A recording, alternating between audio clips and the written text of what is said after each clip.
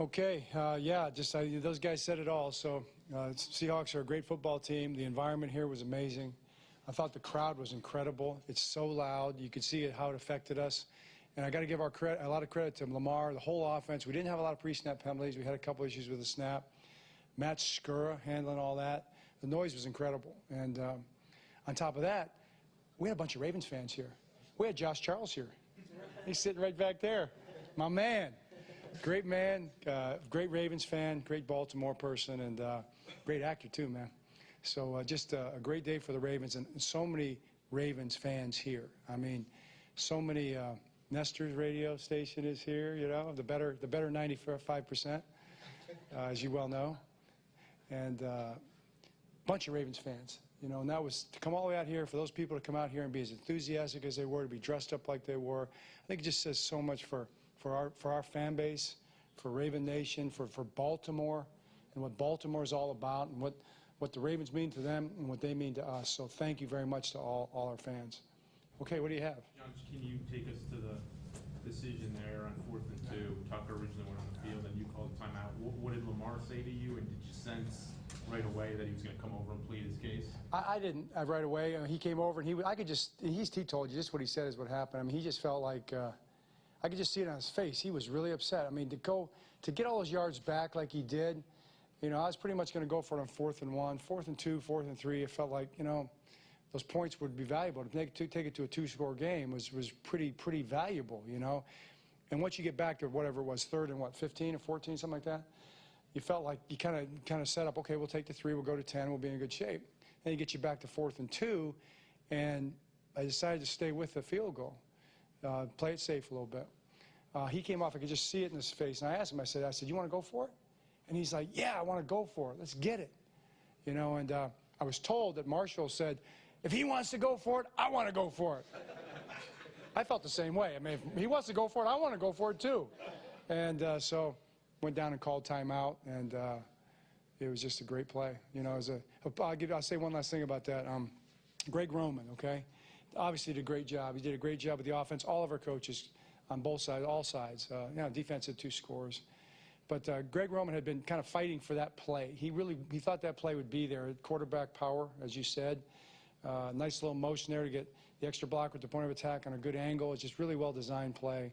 And, you know, I was kind of, during the week, I just want to make sure, you know, this is Lamar running inside. You know, and he goes, only in a critical situation, only when we need it the most.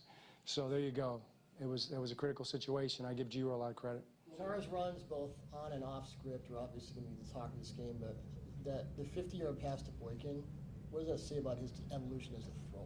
Well, it was a remarkable pass, to your point. It's a great point. You know, I think he's come along. I know he's come a long way in every way. You know, I think we understood his arm talent was a lot better than what people thought nationally or the critics thought. That's why we drafted him as a quarterback. You know, we knew he could throw. But it takes time in this league to develop a little bit in any kind of an area. And he can hurt you throwing, you know. And to make that pass, for Miles Boykin to come up and make that grab, he's very well covered. Another rookie. It just says a lot. But Lamar can beat you any kind of different ways. So, John, just to clarify, Lamar came up to you before you decided to call that timeout on 4th down. It was on the sideline. It wasn't as you guys were mulling what to do after the timeout happened. No, it was as he was coming off the field. That's when I just went down. I knew we weren't going to be able to get the offense back out there, so let the clock run down a little bit and called the timeout. Along those lines, you know, you've talked at great length about just how poised Lamar is and how even-keeled he is, but today we saw, you know, the frustration with the Skura delay of game or whatever it was. We saw the fist bump after the long 30-yard run in the 4th quarter. Was this, I guess, demonstrative as you've seen him in the game today? I just think it shows you he's just genuine. You know, he's a competitor. This guy is a competitor of the nth degree. I mean, I don't know how to describe what a competitor Lamar Jackson is. He wants to win at everything all the time, and you know, we feed off that. You know, he carries that. You know, and I think that's who we are as a team. That's why he fits us so well, and it showed today. You saw that fire. Every week you've seen a lose defensive player, you sign somebody or you trade from somebody, and then you prepare them in 2 or 3 days. And, you know, after those couple of games where you gave 500 yards, the defense may turn around. What has been the key to that? What does that say about your staff that you've been able to get these guys up and running to the point where you shut down That's a great point. I mean, I think, first of all, those guys were good selections. They were just good football choices by our personnel department led by Eric. We were really stabilized by Josh Bynes and by L.J. Fort. You know, just really stabilized. They know how to play. They know how to play the position, and they got us calmed down. You know, and that was big for us. Then to bring in J.W. You know, he I don't know why he's on the street or why he was available, but for Eric to find him, I'd kind of forgotten about him. You know, we loved him coming out of Illinois, and I really didn't even know he was available. And all of a sudden, he says, we're bringing Jihad in, and he's with us, you know, and it's like, man, I can't wait to see what he looks like. And way better than advertised. He's playing great for us. Maybe it's just a fit for us. Maybe he's a fit in our defense. And the last point, to your point, the coaches have done a great job. Our coaches are great teachers. I think the system is built really well. You know, Wink does a great job of including everybody and bringing them all into it and giving them all a chance to shine as coaches, and they've done that. Kind of in a similar vein, without McPhee, it seemed like you guys still held up. How did Jalen Ferguson play, and do you have any updates on McPhee? Don't have an update on McPhee yet. Jalen played really well. I thought he set the edge really well, got pressure. You know, it was a different kind of a pass rush game. Matt Judon deserves a lot of credit. The tackles deserve a lot of credit. You know, he got out a number of times. But it wasn't because we were rushing past him or not being disciplined, you know. And I thought our guys did a great job of maintaining coverage as plaster, as Marcus pointed out, and sticking with the extended plays. So, yeah, I thought that Jalen and those outside backers did a real good job. Marcus, about the best you could hope for in that situation.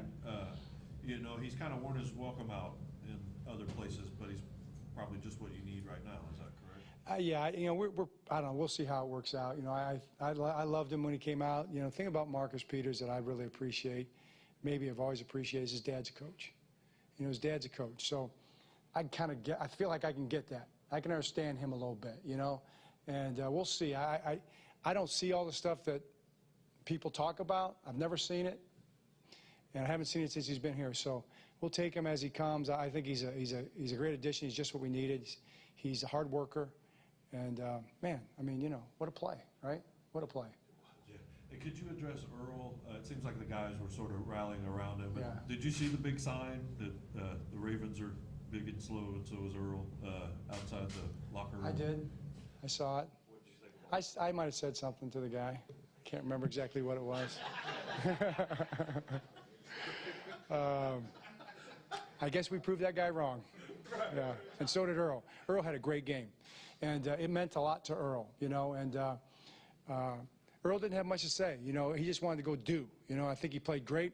No big plays, nothing over the top. Earl and Chuck both, but Earl was back there patrolling the back end, a couple critical tackles. I mean, sometimes you forget about the safety, you know, when he's doing his job so well. And with that quarterback, Russell Wilson, who's an outstanding player, those receivers make plays on extended plays. Earl just played a really good, disciplined football game, and that was great to see. John, where was this? I mean, was it? Marlon said it was outside the locker room. I mean, was it in the tunnel? Where was this sign? It was in the tunnel coming out. This is some guy holding it, right? Yeah. Is that what Yeah.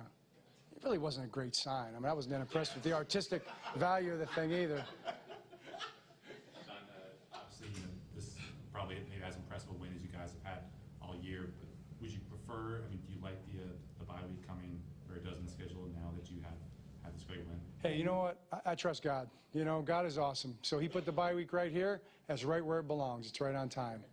And it's going to be a good flight back. Josh, you coming with us? You coming back on a plane? No, I got to go back. Oh, you got to go to work. Okay. Thanks a lot.